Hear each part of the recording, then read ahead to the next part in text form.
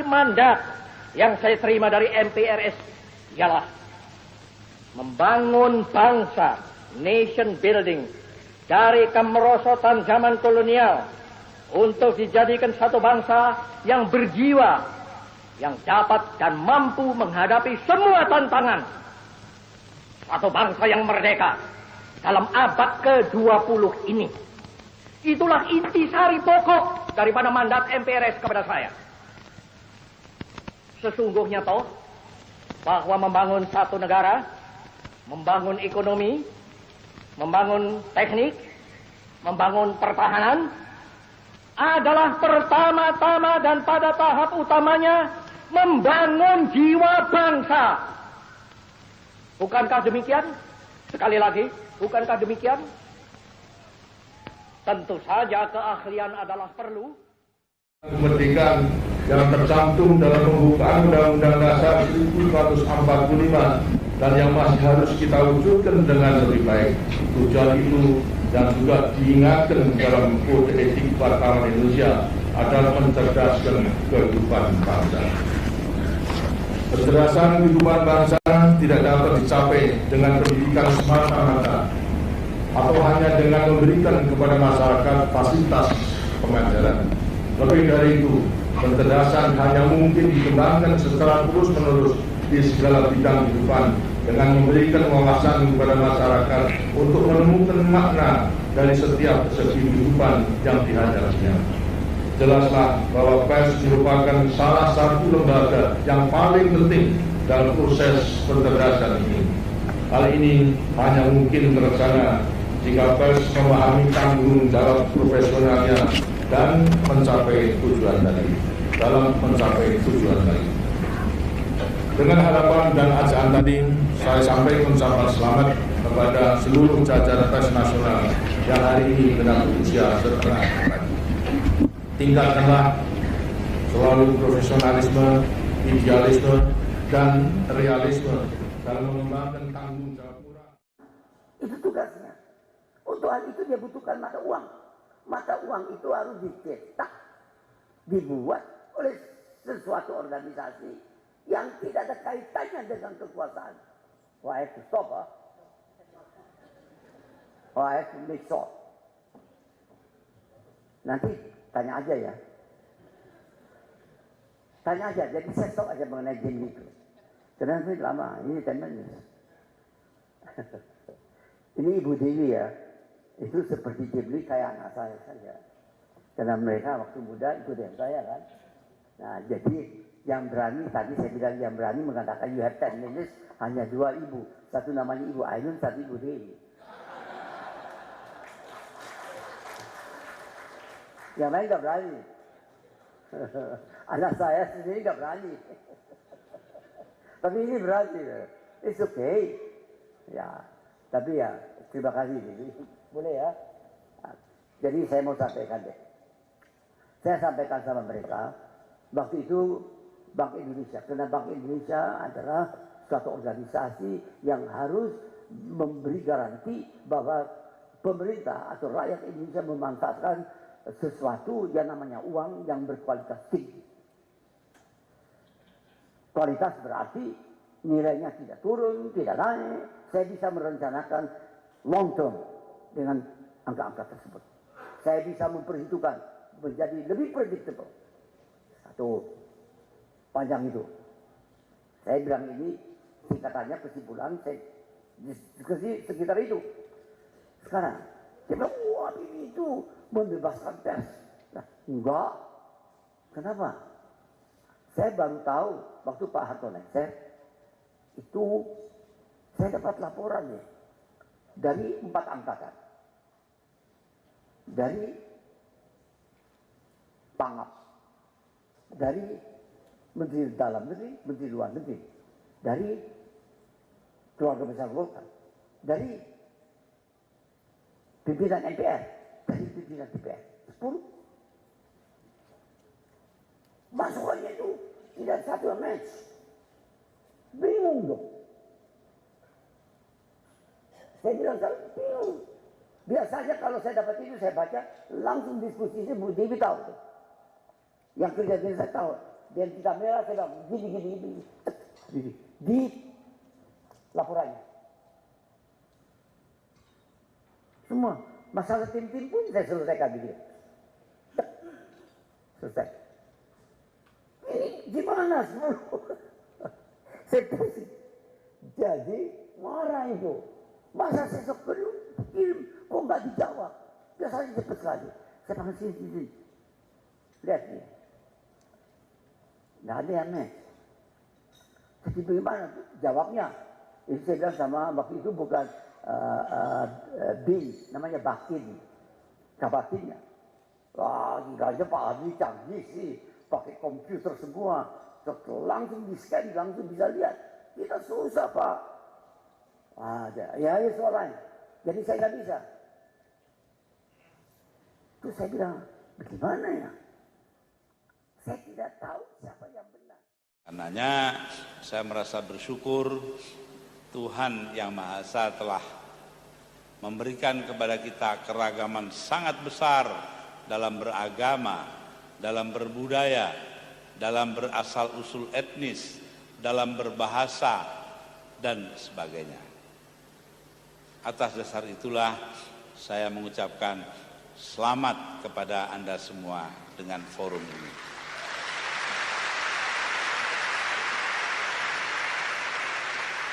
Terima kasih dan selamat malam.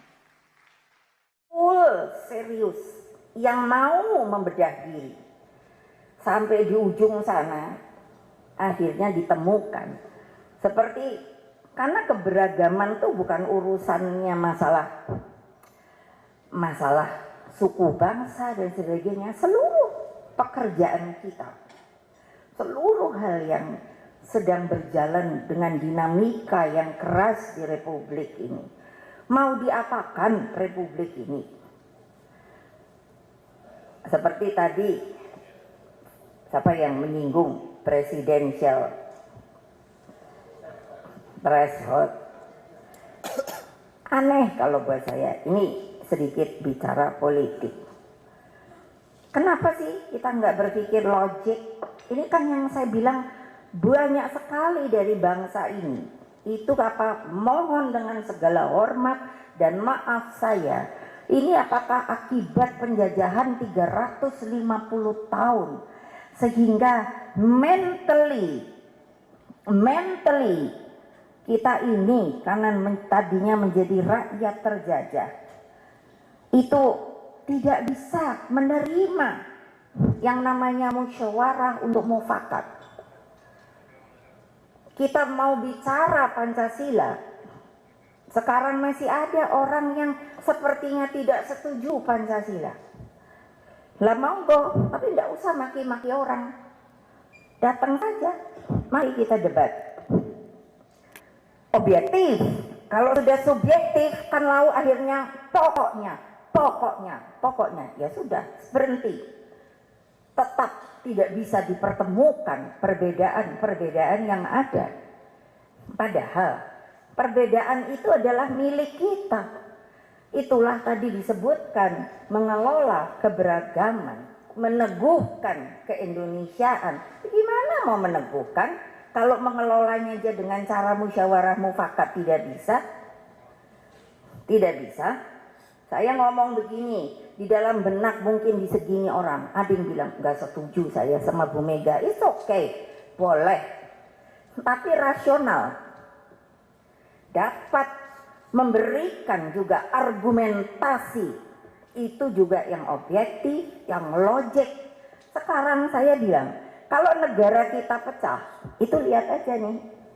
Negara kita secara geografis, makanya saya bilang pada Pak Agus, ilmu geopolitik harus dikenalkan di Lemhanas supaya sebagai insan manusia Indonesia kita tahu di mana kita berdiri di dunia ini dan di antara bangsa-bangsa lain di dunia.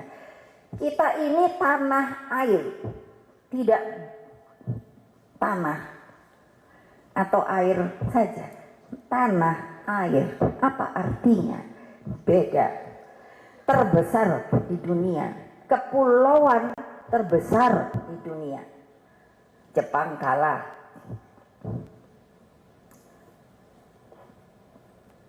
Mana lagi ya, banyak toh di Pasifik tuh negara-negara pulau-pulau itu kalah. Kita ini terbesar dan alhamdulillah dikaruniai oleh Allah Subhanahu wa Ta'ala keberagaman. Kebayang nggak kalau kita seragam, hutannya seragam, umpamanya pinus saja. Tugas sepanjang masa siapapun yang menjadi presiden, gubernur, menteri, gubernur, bupati, wali kota, semua tokoh masyarakat, tokoh agama, tokoh adat, semua bertanggung jawab untuk merawat sekali lagi keberagaman, kalau keberagaman, tapi lebih nasional lagi adalah kebangsaan dan keindonesiaan. Kita sudah punya Pancasila, punya Bangun Negara Kesatuan NKRI, punya Undang-Undang Dasar 1945, pahami pembukaannya, dan punya Bhinneka Tunggal Ika. Tinggallah bagaimana secara cerdas dan arif kita menggunakan semuanya itu, bukan hanya pemersatu dan pengikat. Itu baru separuh fungsi dari yang kita miliki. Tapi yang lebih penting bagaimana Pancasila kita, ya, kebinekaan kita, NKRI kita, Undang-Undang Dasar kita, konstitusi bisa membuat Indonesia maju, tidak tertinggal oleh bangsa-bangsa yang lain. Nah, pesan atau harapan saya yang menangani urusan kebinekaan 5 tahun jadi menteri dulu, Menko Polkam 10 tahun menjadi presiden, memang khususnya merawat harmoni antar agama, antar etnis, antar suku, dan antar daerah. Tidak cukup hanya dengan toleransi, meskipun tolerance is very important. Tidak cukup dengan tenggang rasa. Tetapi yang kita perlukan sekarang respect, penghormatan kepada siapapun yang berbeda. Berbeda agama, berbeda etnis, berbeda suku, berbeda apalagi daerahan. Not only tolerance dan tenggang rasa, respect lebih tinggi, hormati. Itu yang paling tinggi. Itu menjadi values kita, menjadi identitas bangsa kita. Oleh karena itu, saya dukung penuh para karsa dari negara, kepala negara, pemerintah sekarang ini untuk memperkokoh keindonesiaan kita. Dengan harapan, ajaklah kami semua, libatkan kita semua, rakyat. Karena tidak ada yang tidak mencintai rakyatnya, bangsanya dan negaranya. Jadi bukan hanya tugas beliau-beliau, tugas kita semua. Saya kira itu akan menjadi jalan yang paling baik. Closingnya Ibu, teman-teman, Tuhan dan sejarah telah dan masih memberikan waktu dan peluang kepada bangsa Indonesia. Kita punya modal, kita punya potensi, kita punya resources. Jadi, apakah Indonesia akan sukses atau gagal, kalah atau menang, whether will be the winner atau the loser, di abad 21 ini ya, it depends on us all, kita sendiri. Dan yang diperlukan barangkali, among others, semangat, optimisme, keberanian untuk mengubah caranya sejarah. Di samping itu diperlukan juga visi jauh ke depan, leadership at all levels, persatuan dan kebersamaan, serta kontribusi kita semua. Jangan ada free riders di negara ini. Semua harus berkeringat, semua harus gotong royong untuk mencapai tujuan yang besar dan mulia. Saya kira begitu Ibu. Terima kasih. Terima kasih. Assalamualaikum warahmatullahi wabarakatuh. Selamat sore, salam sejahtera bagi kita semuanya. Om Swastiastu, Namo Buddhaya, salam kebajikan. Yang saya hormati para pimpinan dan seluruh anggota MPR RI. Yang saya hormati Bapak Profesor Dr. Kiai Haji Ma'ruf Amin, Wakil Presiden Republik Indonesia. Yang saya hormati Ibu Hajah Megawati Soekarno Putri, Presiden kelima Republik Indonesia. Yang saya hormati Bapak Profesor Dr. Susilo Bambang Yudhoyono, Presiden ke-6 Republik Indonesia. Yang saya hormati Bapak Hamzahas, Wakil Presiden ke-9 Republik Indonesia. Yang saya hormati Bapak Profesor Dr. Budiono, Wakil Presiden ke-11 Republik Indonesia. Yang saya hormati Bapak Muhammad Yusuf Kalla, Wakil Presiden ke-10 dan ke-12 Republik Indonesia.